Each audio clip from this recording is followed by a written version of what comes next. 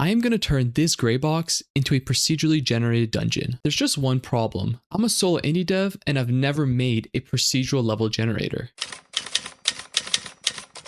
The first thing I started doing was looking at other roguelikes to see how they handled their level generation. And the one that stood out to me that I felt made most sense for my game was the one by Binding of Isaac. In the Binding of Isaac, the dungeon is built on a grid.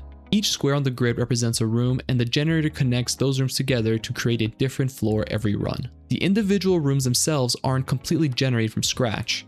They are handmade layouts selected from a massive pool and then arranged procedurally. So all I need to do was recreate that system seamlessly in a 3D first-person game. Pretty easy, right? Right? Well, I got straight to work. I searched online for information about how the Binding of Isaac's level generation worked, and then I started creating my own version off of that system. It wasn't the best looking thing in the world, but it wasn't terrible either.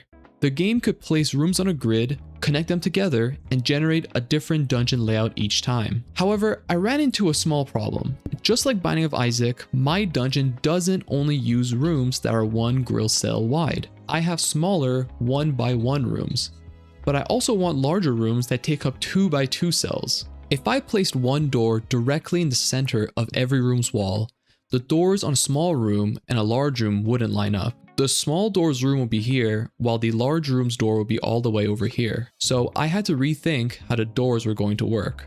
Instead of placing doors in the center of the entire room, I placed them in the center of each individual grid cell. That means a 1x1 room has one possible doorway on each side, while a 2x2 room has two doorway positions on each side. Now, a small room can connect to either side of a larger room, and their doors will always line up. Once the layout is generated, the game checks which doorway are actually connected to another room. Any connected doorway stays open, while every unused door is sealed by an overlapping wall. And with that, I had the procedural dungeon generator in my world.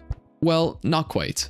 The generator now handles the layout, but it doesn't generate the actual environments. And that's on purpose, since I wanted to be able to customize the interior myself and have the generator just load the rooms into the correct position. Now, it was time for me to finally begin designing some rooms. At this stage, I'm mainly testing the layout. Can the player reach every possible doorway? Is there enough space to fight? Can the player use their dash and double jump to move around the room? And does the room still work when different doorways are sealed? Once the basic layout felt good, I could finally start replacing the gray cubes with actual environment pieces. I added the main architecture and tried to make the different paths through the room feel intentional. And after all of that, this is what I ended up with.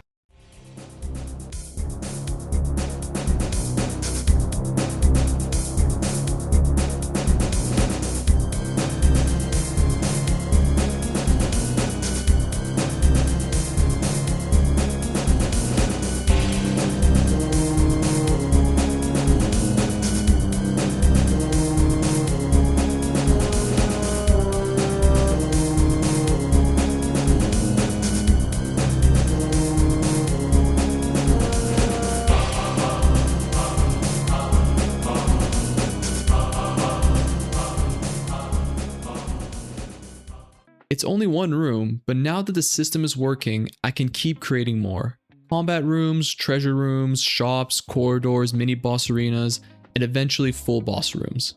Every new room I create gets added to the pool, giving the generator more options and making each run feel different. So this gray box has finally started becoming an actual roguelike dungeon. If you made it this far, thanks for watching. Subscribe and like the video if you want to continue watching and supporting the development of my game and see what I build next.